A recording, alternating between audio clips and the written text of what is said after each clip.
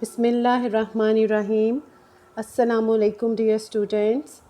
आज है हमारा लेक्चर नंबर 13 जोग्राफ़िया का। जमात है हश्तम। हम पढ़ रहे हैं बाब नंबर 2, नाम है जिसका ज़मीनी खदोखाल में तब्दीली लाने वाले कारकुन। सफ़ा नंबर है 17। आज का हमारा टॉपिक है तय नशीनी से बनने वाले खदोखाल। जैसे कि स्टूडेंट्स आपको पता है कि हम हवा के बनाए हुए ज़मीनी खदोखाल में हवा के बनाए हुए ज़मीनी खदोखाल के बारे में पढ़ रहे हैं। उसमें से हमने नंबर 1 जो था कटाव से बनने वाले खदोखाल यानी इरोजनल लैंड फॉर्म्स हमने पढ़े। आज हमारा टॉपिक है तय नशीनी से बनने वाले खदोखाल। हवा की वजह से जो तय नशीनी से बनने वाले खदोखाल हैं यानी डिपोजिशनल लैंड फॉर्म्स। जी, तय नशीनी से बनने वाले खदोखाल डिपोजिशनल लैंड फॉर्म्स। हवा के अमले तय नशीनी से रेत के टीले वजूद में आते हैं जिन्हें ड्यून्स कहते हैं। ये टीले मुख्तलिफ़ शक्लों के होते हैं। हमने ये तो पढ़ लिया कि इरोजन यानी तोड़फोड़ कैसे हुई हवा की वजह से, और अब डिपोजिशन यानी तय नशीनी के अंदर वो क्या कहता है कि सैंड जब भी डिपॉजिट होती है तो वो पाइल्स की फॉर्म में होती है, यानी पाइल्स मीन इकट्ठी हो जाती है। जिस तरह से मट्टी या रेत हो ढेरियाँ, मट्टी या रेत की ढेरियाँ सी बन जाती हैं, ठीक है, या छोटी छोटी पहाड़ की फॉर्म में, हिली फॉर्म में वो मट्टी इकट्ठी हो जाती है, रेत इकट्ठी हो जाती है, तो हम उनको पाइल्स कहते हैं। तो जब भी ये जो पाइल्स हैं, ये जो ढेरियाँ हैं मट्टी या रेत की फॉर्म में, तो क्या होता है उसमें क्या जमा हो जाती है, सैंड या मट्टी जो है डिपॉजिट हो जाती है, जमा हो जाती है ढेरियों की शक्ल में। तो विंड्स के थ्रू, यानी विंड जो है हवा की वजह से, हवा के साथ साथ उड़ती हुई रेत या मट्टी, ये ढेरियाँ जब बना देती है। एक्चुअली जो सहराओं में रेत की जो डिपोजिशन होती है, रेत की जो तय नशीनी होती है वो ढेरियों की शक्ल में होती है। तो जब भी ये वो कहते हैं कि विंड के थ्रू जब ये डिपोजिशन होती है, सैंड डिपॉजिट होती है, तो इसको हम टेक्निकल टर्म्स में, ज्योग्राफी में हम इसको ड्यून्स कहते हैं, या उर्दू में रेत के टीले कहते हैं। रेत के टीले या ड्यून्स कहते हैं हम इसको। अब ये जो हैं रेत के टीले या ड्यून्स जो हैं, अब ये 5 टाइप्स के हमने ड्यून्स पढ़ने हैं। 5 टाइप्स के 5 किस्म के टीले हमने पढ़ने हैं जो कि डिपोजिशन हवा की तय नशीनी से बनते हैं, हवा के डिपोजिशनल लैंड फॉर्म्स होते हैं। पहली है जी हमारे पास तुलानी टीले या लॉन्गिट्यूडनल ड्यून्स। ये टीले हवा के रुख के मतवाजी बनते हैं। इनकी बुलंदी चंद फुट जबकि लंबाई कई किलोमीटर तक होती है। जी हाँ, नाम से ही हमें जैसे कि पता चल रहा है, लॉन्गिट्यूडनल ड्यून्स यानी लॉन्ग, लंबाई में, तुलानी यानी तूल होता है किसी चीज़ को लंबा करना। तो नाम से ही हमें जैसे पता चल रहा है लॉन्ग, लंबाई में। लॉन्गिट्यूडनल ड्यून्स की ये देखिए आगे डायग्राम भी है, ये देखिए, ये इसमें ये लॉन्गिट्यूडनल तुलानी टीले आपको नज़र आ रहे होंगे। जब हवा की डायरेक्शन, अब ये कैसे फॉर्म होते हैं लॉन्गिट्यूडनल ड्यून्स या तुलानी टीले, कि जब हवा की डायरेक्शन और ड्यून्स की जो लंबाई है, हवा की डायरेक्शन और ड्यून्स की जो लंबाई है वो क्या हो, पैरेलल हो, एक ही रुख में हो, मतवाजी हो, यानी जिस साइड पे, अगर हवा की डायरेक्शन ऐसे इस साइड पे है तो टीलों की जो लेंथ है, लंबाई है, वो भी बिल्कुल इसी रुख में होगी। तो यानी जब दोनों हवा और हवा की डायरेक्शन और टीलों की जो लंबाई है वो एक ही रुख में हो, यानी मतवाजी हो, पैरेलल हो, तो क्या होता है, इसको हम लॉन्गिट्यूडनल ड्यून्स या तुलानी टीले कहते हैं। यानी ये जो मट्टी और सैंड की पाइल्स बनती हैं वो लॉन्ग फॉर्म में बनती हैं।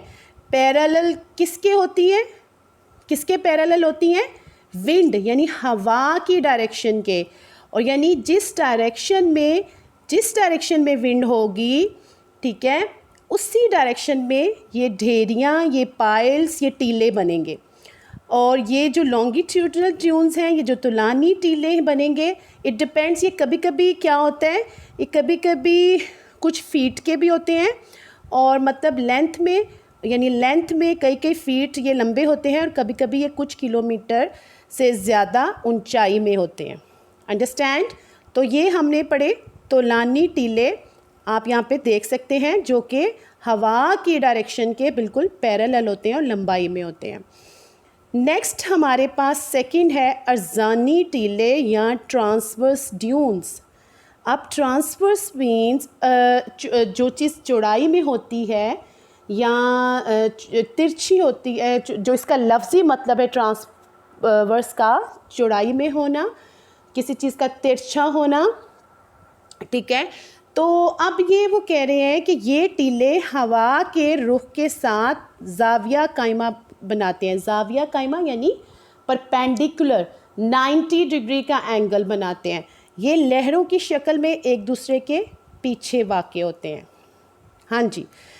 अब जो ट्रांसवर्स ड्यून्स हैं या जो अर्जानी टीले हैं, वो होते हैं जो ये देखिए विंड, ये देखिए अर्जानी टीले या जो ट्रांसवर्स ड्यून्स होते हैं वो होते हैं जो विंड की डायरेक्शन के मुताबिक 90 डिग्री पे होते हैं। यानी अगर विंड की ये डायरेक्शन है, ठीक है, इस डायरेक्शन पे विंड जा रही है, तो क्या होगा, जो ये जो अर्जानी टीले हैं या ये जो ट्रांसवर्स ड्यून्स है, वो विंड की डायरेक्शन के साथ 90 डिग्री का एंगल बनाएंगे। ये विंड की डायरेक्शन है और ये अर्जानी टीले चौड़ाई में है, तो ये विंड की डायरेक्शन के साथ 90 डिग्री का एंगल बना रहे होते हैं, क्योंकि इसकी सेम डायरेक्शन में नहीं होते। हवा की सेम डायरेक्शन में ये टीले नहीं होते। हवा इस डायरेक्शन में जा रही है और ये टीले इस तरह होते हैं। तो इनको हम ट्रांसवर्स ड्यून्स कहते हैं या अर्जानी टीले कहते हैं। तो अगर आप समंदर की इसमें एग्ज़ाम्पल लें, तो समंदर के अंदर जिस तरह वेव्स मूव करती हैं हवा की डायरेक्शन में, तो आप समझ लें ये वेव की फॉर्म है। यानी समंदर के अंदर जो वेव्स मूव करती हैं वो बिल्कुल ये ऐसे होता है, हवा की डायरेक्शन के साथ वो 90 डिग्री का एंगल बना रही होती हैं, परपेंडिकुलर होती हैं, हवा के साथ पैरेलल नहीं होती हैं। तो बिल्कुल ये जो अर्जानी टीले होते हैं, जो ट्रांसवर्स ड्यून्स होते हैं, ये बिल्कुल समंदर में जिस तरह लहरें होती हैं उसी फॉर्म में ये जो होते हैं अर्जानी टीले, उसी समंदर की लहरों की फॉर्म में ये मूव करते हैं, बने हुए होते हैं। बिल्कुल उसी लहरों की शक्ल में एक दूसरे के आगे पीछे ये वाक़या होते हैं। तो ये थे अर्जानी टीले यानी कि ट्रांसवर्स ड्यून्स, जो कि हवा की डायरेक्शन के साथ 90 डिग्री का एंगल बना रहे हैं। उसके बाद है नंबर 3 पे आ जाएं, हिलाल नुमा टीले यानी क्रेसेंट शेप्ड ड्यून्स या बार्चन्स। ये हिलाल नुमा टीले होते हैं जिनकी नोकें हवा के रुख की निशानदेही करती हैं। इनकी वो ढलान जिस तरफ से हवा आ रही हो कम ढलवान और अकबी जानिब ज़्यादा ढलवानदार होती है। बिल्कुल ये देखिए इस डायग्राम में, जो कि सफ़ा नंबर है आपके 18 सफ़ा पे है, इसमें देखिए ये हैं जनाब हिलाल नुमा टीले यानी कि क्रेसेंट शेप ड्यून्स यानी कि बार्चन्स भी आप इनको कहते हैं। You can see in the diagram which is at your page 18। Keep open your book while listening the lecture. अभी क्या है कि हिलाल नुमा जो क्रेसेंट शेप्ड जो टीले हैं वो क्या होते हैं, चांद की शक्ल के ड्यून्स यानी टीले बन जाते हैं। और इसके अंदर जो ये देखिए इसके जो ये अंदर वाला हिस्सा है, अंदर वाला एरिया होता है, इसको हम कहते हैं यानी ये वाला, यानी कि अकबी जानिब अंदर की जानिब का जो हिस्सा होता है वो ज़्यादा ढलानदार नहीं होता, यानी इस साइड पे ज़्यादा स्लोप ज़्यादा ढलानदार होती है। ओ सॉरी टू से, एक्चुअली मैं थोड़ा ऑपोजिट कह गई। जो इस हिलाल नुमा टीले जो होते हैं उनके जो अंदर वाला हिस्सा होता है, ठीक है, ये जो कर्व सा हिस्सा होता है अकबी जानिब, अंदरूनी जानिब जो एरिया होता है ये वाला, ये क्या होता है, ज़्यादा स्लोप होता है, ज़्यादा स्टीप स्लोप होता है, यहाँ पे ज़्यादा ढलानदार होता है ये हिस्सा, ठीक है, यहाँ पे। और यानी और वो स्लोप ढलान जिस तरफ से, अब ये वो स्लोप ढलान जिस तरफ से हवा आ रही होती है, इस तरफ से कहते हैं कि वो वाली जगह जिस तरफ से हवा आ रही होती है, ठीक है, तो वो हिस्सा ज़्यादा स्लोप नहीं होता, यानी उस तरफ ज़्यादा ढलान नहीं होती, कम ढलवान होती है। यानी ये वाला जो हिस्सा होता है ये इतना स्टीप नहीं होता, बल्कि यहाँ बिल्कुल जेंटल सी मामूली सी स्लोप होती है। और यहाँ जो इसके कॉर्नर्स हैं, ये देखिए कॉर्नर्स, एक ये कॉर्नर है, एक ये कॉर्नर है, नोके, कॉर्नर्स या नोके जो हैं वो क्रेसेंट की, ये कॉर्नर्स हमें डायरेक्शन, हवा के रुख के बारे में बता रहे होते हैं कि विंड की डायरेक्शन क्या है। यानी जो इसकी नोके हैं वो हमें हवा के रुख के बारे में बता रही होती हैं, क्रेसेंट की जो कॉर्नर्स हैं।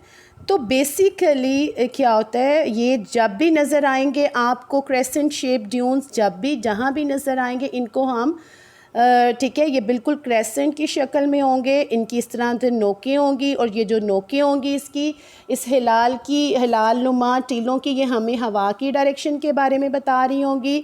इसकी अंदर वाला जो एरिया वो ज़्यादा ढलवान होगी, जो वो बाहर इस साइड वाला एरिया जिस साइड से कि हवा आ रही है, हवा टकरा रही है जिस साइड से, वो वाला एरिया कम ढलवान वाला होगा, ठीक है। ये तो थे हिलाल नुमा टीले। नेक्स्ट हम पढ़ते हैं नंबर 4 पे सितारा नुमा टीले यानी स्टार शेप्ड ड्यून्स। जब हवा बार बार अपनी सिमत बदलती है तो रेत का टीला सितारा नुमा शक्ल अख्तियार कर जाता है। वस्त में इसकी चोटी 100 मीटर से ज़्यादा बुलंद होती है। बिल्कुल, ये देखिए डायग्राम में जो कि सफ़ा नंबर 18 पे है, इसमें ये एक सितारा नुमा टीला आपको नज़र आ रहा होगा। देखिए सितारा नुमा टीले तब बनते हैं जब हवा की कोई पर्टिकुलर डायरेक्शन नहीं होती है। पहले तो हम कहते कि एक इस डायरेक्शन से हवा आ रही है, ये उसके पैरेलल बन रहे थे, ये उसके ये उसके साथ परपेंडिकुलर बना रहे थे अर्जानी टीले, और ये इसके साथ स्लोप बना रहे थे जो हिलाल नुमा। लेकिन अब क्या है कि अब उन्होंने कहा है कि अगर हवा जो है उसकी कोई पर्टिकुलर डायरेक्शन ही नहीं है, एक ख़ास डायरेक्शन सिमत नहीं होती, क्योंकि ख़ास डायरेक्शन नहीं होती तो वो बेसिकली क्या होता है, कभी इधर से हवा आ रही होती है, कभी इधर से आ रही होती है, इधर से आ रही होती है, तो वो क्या होता है कि वो यहाँ सेंटर में, यहाँ ये जो सारी मट्टी या जो सैंड, पाइल्स ऑफ सैंड है, यहाँ बिल्कुल सेंटर में वो क्या जमा हो जाती है, और वो तकरीबन 100 मीटर तक भी उसकी ऊंचाई हो सकती है।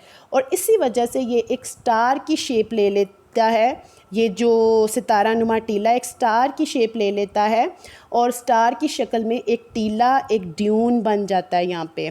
अंडरस्टैंड, सितारा नुमा टीले की समझ आई आपको कि सितारा नुमा टीला क्यों बनता है?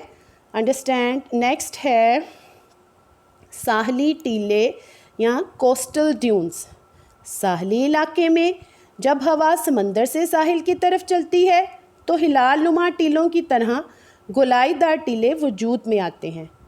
उनका रुख हिलाल नुमा टीलों के बरअक्स होता है, उन्हें साहली टीले कहते हैं। बिल्कुल। अब ज़रा डायग्राम में देखिए सफ़ा नंबर 18 पे, ये हैं जी साहली टीले। है तो बिल्कुल ये गोलाई में हिलाल की तरह के क्रेसेंट शेप्ड, बट एक बात जो उन्होंने कही कि इनका जो रुख होता है वो हिलाल नुमा टीलों से ऑपोजिट होता है इनका रुख। और साहली टीले जो होते हैं, साहली टीले भी एक क्रेसेंट की फॉर्म में ये टीले बने होते हैं।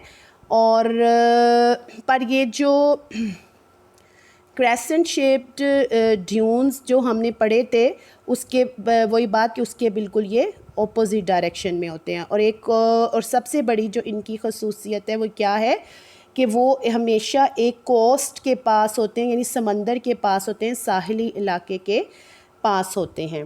ठीक है, तो ये अब इस डायग्राम में हमने पढ़े तूलानी टीले, फिर हमने इसमें पढ़े अर्जानी टीले, फिर हमने पढ़े हिलाल नुमा टीले, फिर हमने पढ़े सितारा नुमा टीले, फिर हमने पढ़े साहली टीले। ठीक है, ये सब किस हवा की तैरनशीनी से बनने वाले खदोखाल हैं। ये सब किस की तैरनशीनी से? हवा के अमले तैरनशीनी से बनने वाले खदोखाल हैं। मज़ीद इसके बारे में जानते हैं। ये देखिए, जी हाँ, फ़र्स्ट जो हमने इसको थोड़ा रिवाइज़ कर लेते हैं। फ़र्स्ट हमने जो पढ़ा तूलानी टीले लॉन्गिट्यूडनल ड्यून्स, ये उसकी एक मिसाल मैं आपको दिखा रही हूँ कि ये हैं जी हमारे तूलानी टीले लॉन्गिट्यूडनल ड्यून्स, जिसमें हमने पढ़ा था कि ये टीले हवा के रुख के मुतवाज़ी होते हैं, यानी पैरेलल होते हैं। यानी ये डायरेक्शन है अगर हवा की, तो बिल्कुल ये जो तूलानी टीले हैं लॉन्गिट्यूडनल, बिल्कुल इसी डायरेक्शन में ये बन रहे हैं। और फिर हमने ये भी पढ़ा कि इन टीलों की जो बुलंदी है वो वो क्या होती है, कई किलोमीटर तक, बुलंदी इनकी चंद फुट तक, और इनकी जो लंबाई है वो कई किलोमीटर तक हो सकती है। अंडरस्टैंड। नेक्स्ट है जनाब हमारे पास ट्रांसवर्स ड्यून्स यानी अर्जानी टीले। और अर्जानी टीलों में जैसा कि हमने पढ़ा था कि ये टीले जो होते हैं, ये जो अर्जानी टीले हैं इस तरह चौड़ाई में होते हैं, और ये हवा की जो डायरेक्शन है उसके साथ ये उसके ऊपर परपेंडिकुलर होते हैं। ये 90 डिग्री का एंगल बनाते हैं हवा की डायरेक्शन के साथ, और ये लहरों की शक्ल में, ये देखिए ना, ये लहरों की शक्ल में एक दूसरे के पीछे वाक़े होते हैं और रेत का समंदर दिखाई देते हैं। ठीक है, अगर ऊपर से देखें तो ये बिल्कुल रेत का समंदर दिखाई देते हैं। It is the example of transverse dunes. Understand? Next is another example of crescent shaped dunes यानी बारचन्स, हिलाल नुमा टीले। अब इसमें देखिए हिलाल नुमा टीलों में देखिए, जैसे कि हमने पढ़ा था कि ये जो हिलाल नुमा टीले होते हैं, इनकी जो नोकें हैं, ये नोक, इनकी जो नोकें होती हैं वो हवा के रुख की निशानदेही करती हैं। ये हवा का रुख है, यानी जिस तरफ ये नोकों का रुख होता है वो बताती हैं कि ये हवा का रुख इस साइड पे है। इनकी वो ढलान जिस तरफ से हवा आ रही होती है, ये वाली ढलान, ये देखें ना, जिस तरफ से हवा आ रही है, ये वाली वो वाली ढलान जो इनकी होती है वो कम ढलवान होती है, यानी कम, ये इधर वाली जो स्लोप है वो कम स्टीप होती है, जेंटली बस स्टीप होती है। और जो अंदरून इस तरफ वाला अंदर वाला एरिया होता है, ठीक है, वो ज़्यादा ढलानदार, ज़्यादा स्लोप होती है इस साइड पे। तो ये एग्ज़ाम्पल हैं हमारे पास हिलाल नुमा टीलों की। नेक्स्ट है हमारे पास सितारा नुमा टीले यानी कि स्टार शेप ड्यून्स। इसमें हमने पढ़ा था कि जब हवा बार बार अपनी सिमत बदलती है तो रेत का टीला सितारा नुमा शक्ल अख्तियार कर देता है, बिल्कुल इस तरह से, लाइक दिस। और वस्त में, यानी ये centre, this is the central point, और सेंटर में वस्त में इसकी चोटी, ये चोटी है इसकी चोटी 100 मीटर से ज़्यादा बुलंद होती है। और उसके बाद हमने पढ़ा था जी साहली टीले। जैसे कि आपको सबसे पहले नज़र आ रहा है कि ये जो हैं साहली इलाके में जब हवा ये साहली इलाके यानी समंदर के बिल्कुल पास होते हैं, और साहली इलाके में जब हवा जो है समंदर से साहिल की तरफ चलती है तो हिलाल नुमा टीलों की तरह, ये देखिए ना, हिलाल नुमा टीलों की तरह गोलाई में ये गोलाईदार टीले वजूद में आते हैं। और इनका रुख हिलाल नुमा टीलों से, एक तो हमने पढ़ा था, ऑपोजिट होता है, बरक्स होता है। और इनको चूँकि ये साहले समंदर के साथ साथ होते हैं तो इनको हम साहली टीले कहते हैं, और ये भी हवा की वजह से बनते हैं, उस हवा की वजह से जो समंदर की तरफ से आ रही होती है। अंडरस्टैंड? ओके डियर स्टूडेंट्स, यहाँ पे आज का टॉपिक हमारा ख़त्म होता है। आज का हमारे टॉपिक जो था, ठीक है, उसमें हमने चूँकि रिवाइज भी अभी कर लिया हमने, we have read different types of dunes. हमने इसमें पढ़े जो कि बनते हैं, डिपोजिशनल लैंडफॉर्म्स हैं, विंड ड्यू टू विंड्स यानी तय नशीनी से बनने वाले खद्दोकाल हैं हवा के। और इसमें हमने पढ़ा तुलानी टीले, then अरजानी टीले, then हिलाल नुमा टीले, then साहली टीले एंड देन सितारा नुमा टीले. ये सब इसमें आज के टॉपिक में हमने पढ़ा.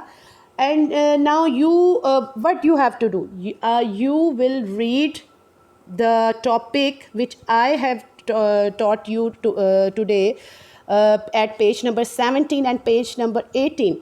You will read the topic very keenly, okay? Then you will draw this diagram, हवा की तैनशीनी से बनने वाले ख़तोखाल. Then you will, after drawing this, you will label it by name, and I will check this diagram on your notebooks. Then you have to read, again I said you have to read the book pages 17 and 18. And next in the discussion session, I will ask some questions about the topic. And if you find any difficulty in this lecture, in this topic, you can also ask me any question in the discussion session. So, dear students, pay attention towards your studies, be attentive towards your lectures, be attentive and show your interest in your studies. फिर मिलेंगे इंशाल्लाह next week अच्छे next lecture के साथ, इस उम्मीद के साथ कि आप अच्छे से पढ़ेंगे और अच्छे से इसको समझेंगे. नेक्स्ट इंशाल्लाह फिर मिलेंगे. तब तक के लिए अल्लाह हाफिज़.